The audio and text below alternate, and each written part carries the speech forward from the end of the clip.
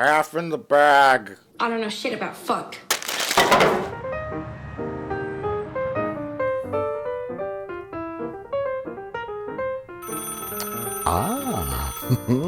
Oh, no, Skid, it's too hot. This is a true story that happened in my town. How's everyone's summer going? It's hot here in Milwaukee, and we just watched the hottest movie of the year, Weapons, written and directed by Zach Kreger, the guy who did Barbarian. Weapons is an enigmatic horror thriller about an entire class of school children that all run out of their homes at 2:17 in the morning and vanish forever. Horror movie, you say? Isn't that every parent's dream come true? Well, not for this sleepy little town. But what is the mystery behind these missing kids? You'll have to watch the movie to find out, or watch to the end of this review if you're too cheap to go to the movie theater, you fuckface. Oh yeah, we can say fuck in the beginning of videos again. Fuck. YouTube changes the rules every week. Fuck. We're back, everybody. We're sweating our balls off, but we're suffering to discuss the only movie that's coming out this year that I was interested in. Yes. 91 degrees here in Milwaukee, Wisconsin. 120 in the VCR repair shop. And 120 in the VCR repair shop because we have no functioning AC in here. So we are suffering for you, the audience, while you suffer while watching us, the audience, talk about a film called Weapons. Tell us about Weapons, Jay. I loved it. I wish I could see what was happening during the dark scenes. I knew you were going to go there. Can we start with that? I know we've talked about this before. Modern cinematography, but even more than that, modern color grading. Because these cameras, these like 8K cameras, they have high dynamic range. You have all this material to work with, and they just dial everything down. It's not even dark. It's just dim. Zach Kreger somehow achieved night for night. I don't know how he did that. You know the information is there. You can see where the light source is coming from. There'll be a nice like side light, but they just dial everything. Crank up those highlights. I want to see what's happening. And they ran shows. Oh, sorry, you can't see that. Computer, fix this image. There we go. They ran shows that had entire minutes-long scenes that were just impossibly dark. I mean, it's possible it was the projection. It's always a possibility, but I mean, this has Julia Garner in it. She was in Wolfman, which was the worst-looking movie I've seen this year. I know it's a trend. And it's just like that modern look. They want everything, I guess, to be natural, but there's a moment at the end of this movie that would have been hilarious, Evil Dead 2-esque, if I could see what was going on. I mean, the lack of being able to see adds certain creepy elements. In parts, sure. When you're in the house and all that, but we'll get into that. That's my only complaint, though. I don't want to be too negative because otherwise not my only complaint, but overall I really loved the movie. I absolutely loved this movie because you watch the trailer. The trailer gives you the premise, and that's it. No anything else. No teasing of anything else that's revealed throughout the film. It gives you the setup that is given in voiceover during the first 5 minutes of the movie, and that's it. Which is, I looked on the IMDb, it is an actual little girl reading that. So this one Wednesday is like a normal day for the whole school. Oh, I assume so, yeah. I thought it was AI. I think everything's AI now. I mean, that's a fair assumption. Just type the script and have a little girl voice read, because it was very perfectly read. It was a little too perfectly read. But it was a actual little girl credited in the credits as having read that intro. But I was curious if it was going to turn out to be a character from the movie, and I don't think it is. It's just like random little girl. No, it's just listed as narrator. But Julie Garner plays a teacher in some town somewhere, and all of her students vanish in the middle of the night, except for one student. They all run out of their house like this. By the way, real quick interjection. I was going to put this on the internet because I would always see the poster for Weapons. With the kids, the silhouette. Yeah, and the way the kids are arranged, it in tiny thumbnail form, the poster looks just like the knockoff of the Steamboat Willie horror movie poster. What the fuck are you? It was like a demonic rodent with shorts and a hat. Maybe it wants some cheese. Which one? There's like 5 of those. It's a back shot of Mickey like this. It's just called Screamboat is what it's called. Oh, that one. Yeah. Oh, I know what you're talking about now. And I'm like, wait a minute, Weapons? Is that Screamboat or what? Weapons? Well, thankfully, we didn't watch the wrong movie. Yeah, but so that's the premise. Just a mysterious random time in the middle of the night. Every kid in the classroom gets up and runs out. And then Julie Garner is basically sort of, accused of being involved in it, although literally everyone is baffled by this. And nobody can figure it out. And to start with such an intriguing premise could have been horribly disappointing when you set up a mystery that's just so bonkers, but the movie pulls it off 98%. Yeah, but once it's kind of revealed what the structure of the way the story is going to be told, once you figure out that, then I was like totally on board. I was like, oh, this is great.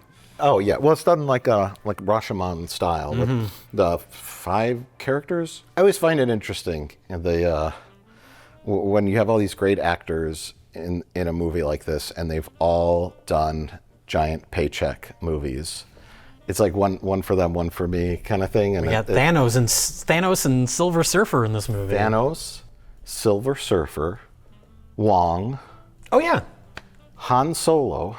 So the big 4 have all been in like giant sci-fi, Marvel, Disney, Star Wars products, and then they do a small film like this.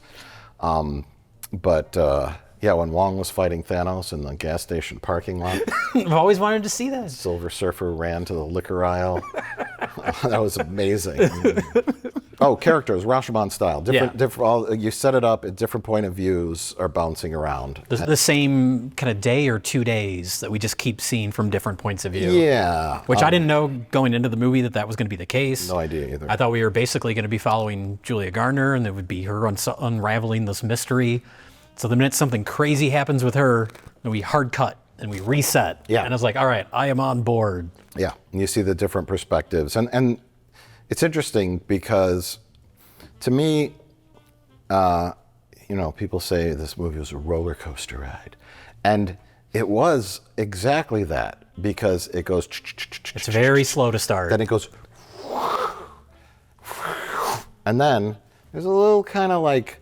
I had a moment where I was like, oh, they're kind of telling you, I understand what happened now. I understand the mystery kind of like before the third act is even started. I don't know.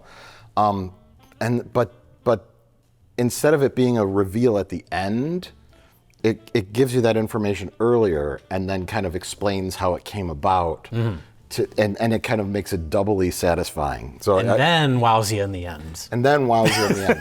So it was like, okay, it wasn't a complete mystery that's like, here's the thing at the end. There's going to be big M. Night twists. Here's the big thing at the end that it's going to blow your mind and then it's over. No. They kind of tell you it, and it's not, it makes sense. Yeah. I mean, not like realistically, but it makes sense in the movie, and you're like, okay, now that I've been told what the premise is, what happened exactly to all these children, how is this going to play out? And I had no idea after that. It was just like that you just were at the edge of the cliff. Yeah. Who knows? And it was something. Well, and it comes back around to being, because I was a little worried, like, I don't know, maybe halfway through the movie, because you really sympathize with Julia Garner. And even Josh Brolin, even though he's a little bit more assertive and aggressive, he's kind of an asshole, but it's understandable given the circumstance. But then it drifts away from them. And I was like, oh, now we don't really have like a person to root for. We're kind of moving around a little too much. But then it ties it all back to them at the end in a very satisfying way. Yeah, they're definitely your two main characters. Josh Brolin, he's the loudest of the parents that's accusatory towards her. Yeah. Like, You can't really blame him, though. No, and you can't. There's one kid who didn't walk out of the house, and everyone's like, well, ask him. He doesn't know anything. Well, the teacher, what's up with her? And, it seems like he's taking the loss extremely hard, to the fact where his wife is sick of him. I'm going to work. He's sleeping in his son's bed. He's doing poorly at his work. He's absent-minded. He's distracted, and as you should be if your child vanished in the middle of the night. But it adds realism, depth to these characters. And Julia Gardner, is it Gardner or Garner? I think Garner. Garner, I don't know. She's great. Yes. Everything she's in, from Ozark on. Even I've Wolfman, which is a sucky movie, but she's good in Yeah, it. but I always forget if it's Gardner or Garner. I think Garner, yeah, that's right. Sorry. She's not watching, Mike. Oh. Nobody's watching. Nobody's watching. Shut your fuck nugget mouth and get the hell out. Like the details with all the characters, it kind of felt like a Tarantino movie. Like the different chapters of like Pulp Fiction, like bouncing around and like the car chasing, and it had like a energy to it. Run Lola Run. It felt like that at times, yeah. like just jumping around to these different moments. Well, I think what has to be a blatant influence is early Paul Thomas Anderson. I got a lot of Magnolia from this, from the look of Aaron. What's his name? Aaron. From the look of You say Han Eldon. Solo. From the look of young Han Solo, he looks just like John C. Reilly in Magnolia. This big ensemble cast, even like the rhythm of the editing reminded me a lot. The opening voiceover and showing the events is like the opening to Magnolia. There's a couple shots. There's one shot specifically where it's like, that's from Boogie Nights, which is when Mark Wahlberg gets into an argument with his mom and he leaves his house. There's like this like long, frantic like zoom in shot to the doorway as the mom's in the doorway. It's just like when the junkie kid runs out of the house in this. Yeah. Multiple shots of a car door closing where the camera's on the car. That's right out of Punch Drunk Love. So I can't imagine that's a coincidence. This felt very early Paul Thomas Anderson influenced. Using all the tricks of indie filmmakers. But not in a way that felt derivative. It all worked in the context, because story-wise, I can't think of anything to compare this to except for the peanut butter solution. This is the weirdest remake of the peanut butter solution I've ever seen. How do you get you all? Through hypnosis, through ice creams that put you asleep. Yeah, well, it's like he's got the Band-Aid on his finger. Like, okay, young Han Solo, Alden Ehrenreich, I don't know what his name is.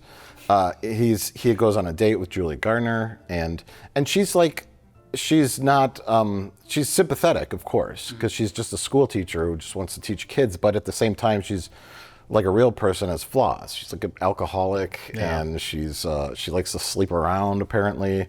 The parents kind of judge her, like, and he's kind of a terrible cop, and he comes in and like John C. Reilly in Magnolia. Sure. I lost my gun today when I left you, and I'm the laughingstock of a lot of people. But he's got the Band-Aid on his finger, and she's like, what happened? He's like, just a work accident. Yeah. And it just sort of like, I know that's the style, but it sort of reminded me of just like telling things out of order. God damn, nigga, what's up with them clothes? You don't even want to know. I could have watched that dramatic film. That's what all I was by thinking. itself. Like halfway through the movie, I kind of forgot about the mystery kid angle, and it's just like, this is a really good like character drama. Yeah. So that's a major accomplishment where you're not just like so many horror movies. It's like, okay, especially like those kind of slow burn A24 ones where you're just waiting for it to get to whatever the weird, crazy ending is going to be. This was like I was like caught up in all the interpersonal drama in addition to the mystery. Right. Yeah. It's a very, very different movie because it kind of blends a bunch of genres, comedy too, and It becomes a comedy. And then that makes sense for the director. He's done just endless amounts of comedy, and then Barbarian. Yeah, and which this. Barbarian also has like random moments of weird comedy too. Oh, hell yeah. Yeah, bitch. So it's like a skilled indie drama character stuff mixed with like creepy horror mixed with comedy. Mm-hmm. But yeah, you're right. A typical horror movie, like a found footage movie, would be like, we're gonna drag this out. We're gonna have long things and a jump scare, and then a long, and we get kill time in the middle, and the characters are usually stock. Mm-hmm. But this, the cop, the school principal, he was so like well-mannered. All the characters are so thoughtful. nuanced that could have been more over the top, Yeah. like Julia Garner, like having her be an alcoholic, but they don't dwell on it too much. It's not too like maudlin or silly like some movies can do. Yeah. It's very subtle. Yeah, subtle, and every character is sensible. Mm-hmm. Where it's almost like, I don't know how it would realistically happen. Yeah, bitch. I just like the police chief is just like, we're going through like they don't know at all where to start. But and then the parent meetings and all that stuff, and it's all all the characters are flawed, nuanced, and very down to earth and interesting. And usually you don't find interesting characters in horror movies that you just want to see as characters. And then there's a mystery, and then the best character of all. Well, the junkie was a great character. I wanted to mention him. I'm not James. familiar with that actor, but man, as someone who has seen a lot of YouTube cop body cam footage in La Crosse, Wisconsin, that guy nailed the homeless junkie role. He was the stand. Everyone was great in it, but he was the standout. Do you specifically watch cop videos from La Crosse? Specifically Wisconsin ones. It's Okay. fascinating to me. You're like, hey, Every once in a while you get a Milwaukee one, and you're like, I know where that is. that's one of my relatives. Hey, that hasn't happened yet. But yeah, I wanted to point him out because there's a certain point where I was watching him before he discovers. Forgot it was an actor. Yeah, kind of, because there's a point where he discovers what is going on with the mystery, and he knows that he doesn't care about the kids. He just knows that there's a reward. But to work up the courage to call the cops, he does a bunch of drugs beforehand. And then when he's talking to him, he's like tweaking on the phone. And I was like, this is the most amazing junkie performance I've ever seen. He was watching those same videos. Maybe that's what he did for research. He took a little trip up to La Crosse, Wisconsin.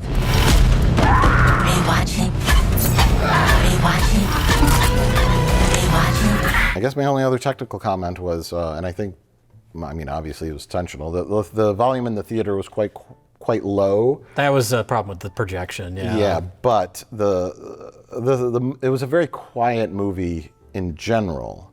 Like when some of the kids are running by, they like kind of mute. It wasn't overly like foleyed, like when they're going out in the woods, it's like crunch, crunch, crunch, squeak, like crickets chirping, and, like overdone with sound effects, and I like that. Especially, there's a scene where Julia Garner is staking out the house, and she's got her big gulp cup, and she's filled with Coke or Diet Coke or something, and she just fills it to the brim with vodka, kind of clumsily puts the lid back on, and takes a sip, and it makes the proper sound. It does not make the your drink is empty sound. The stock slurp sound that they all use, even when a drink is full. That is a big pet peeve of mine. I think I've said before, probably numerous times. If the drink is full, the straw is quiet. If the glove does not fit, you must acquit. And also in that scene, and this is quiet too, there's no like loud jump scare sound effects. There may be one or two. But something that is always like on the edge of being comedic is when a movie like this does something that's just like slightly unnatural. She falls asleep in her car during that scene, and then we see that front door open. Yeah. It's very eerie. And then someone comes out and they're walking very strangely. And it's one of those things where it's like slightly unnatural, which is what makes it sort of creepy. But I can also see someone watching it and think it's comedic.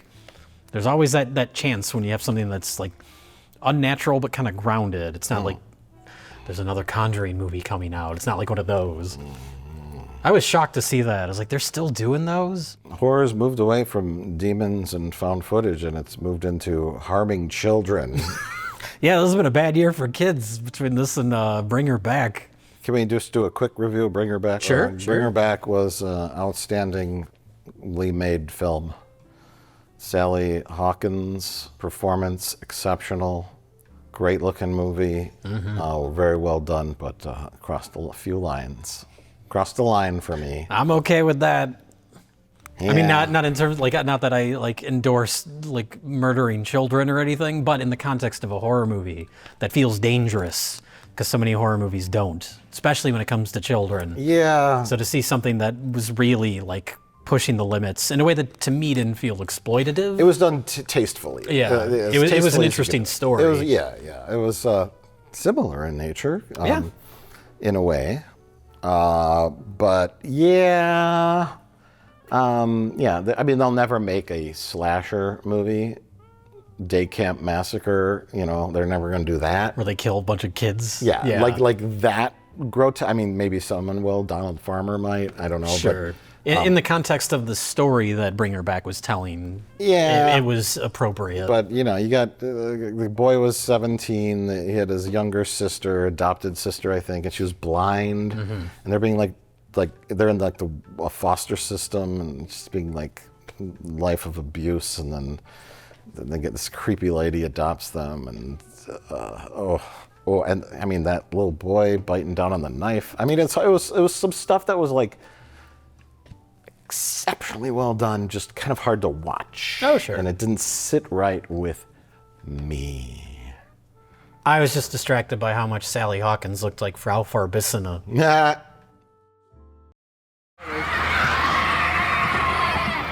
Great. That was good. Zach Kreger, like, his movies are just bonkers. This one just outdid Barbarian in a story-wise, you know? In every way, this is a better... I like Barbarian, but this is a better movie in just about every aspect. Yeah. I will say, the ending will probably divide people. You're either with it or you're not. I was on board. It was a nice big swing that worked for me.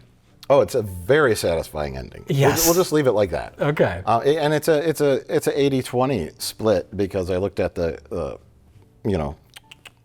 user reviews, and it's like 5-star, 5-star, 1-star, 5-star, 5-star, 5-star, 1-star. This is the stupidest fucking thing I've ever seen. Great. You know, so 1 out of every 5 people will probably be annoyed.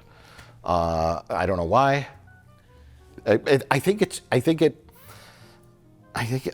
this is why you and I both enjoyed this movie so much. It's like bursting with creativity and I don't even want to say energy. It's just like, because I wish it wasn't such an ugly movie. Yeah. Like, I don't know. I'm gonna do a fan edit when it comes out on home video and just crank up those highlights so I can see what's happening. It's very. It's not too bad. There's only a understated. couple parts where it's like that, like the scene when Josh Brolin has a dream sequence and he goes into his house and his son is sleeping in the bed. That scene's very dark. The big confrontation in the house at the end is very dark. There's a part when they first go in and Josh Brolin is punching someone, and I had no idea who he was supposed to be punching at first because you couldn't see him. Well, it's possible as a projection. It's possible. But I was saying, other than that, like the creativity and the way the movie's kind of mapped out, the back and forth style, the little touches, little details, when James going through the house and he finds a can of soup. He picks it up and it's like, why did he pick up a can of soup? And then it's like, oh, okay, that was nice little touches. I'm sure there's all these little details when you go back and rewatch it that you'll pick up on a second viewing. That was just a slight dip for me when they kind of reveal the plot. But like I said before, it all kind of then starts building back up. It's like, what's going to happen now? What's everyone going to do? How is this going to resolve itself? And then we have all of our characters set up. They're all in place. Yeah. And then it's just like bonkers and really, really funny. And I guess you feel a little guilty laughing, but it's funny because it's so visually absurd, but it also doesn't feel like it's coming out of nowhere. Right. It makes sense given the story. Yeah. So if you like to be surprised and entertained, and if you like your horror movie that has a twist of creativity, the twist of lemon, then you will absolutely love this film. Stick with it and enjoy the details, and tell your projectionist, turn up the bulb. Turn up the bulb and turn up the volume. Volume and bulb. It's a dim one, but these dimwits liked it.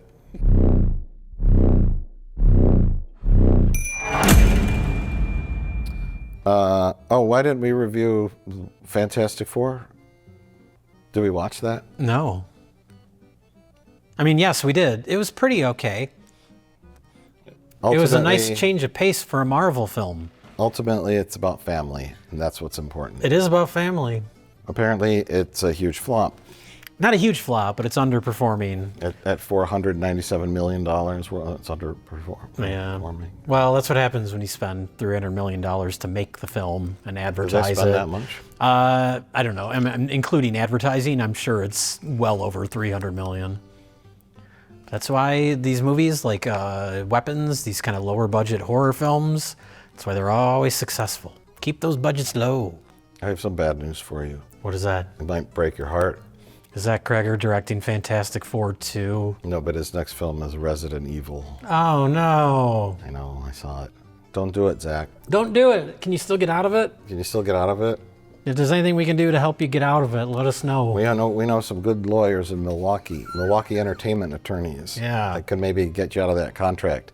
Just keep writing and directing your own films. But I understand the want for a huge paycheck. Yeah, I mean, it could be like the actors, one for them, one for us. He'll go do Resident Evil, and then he'll come back and make another weird little Weapons type movie. Yeah, I hope so, because he's got a knack for writing some strange material, that's for sure. Mm-hmm.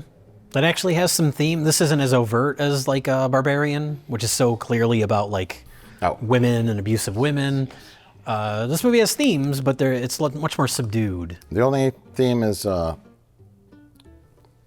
the parasites, parasitic. Yeah, taking advantage of children. In the classroom, they were studying parasites, and then when Wong and his husband are watching, they're about to eat a bunch of hot dogs and carrot sticks, and on the TV they're watching a movie about an ant, or like a National Geographic thing about an ant that's a parasite. Mm-hmm. So it's just like sprinkled the theme of the film. Yeah.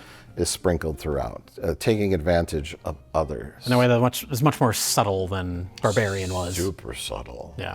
This is a 2-hour movie that the entire reason the movie exists is for a 2-minute long sequence at the end.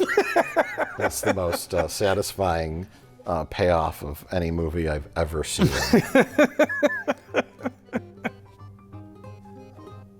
So, want to hit the sauna?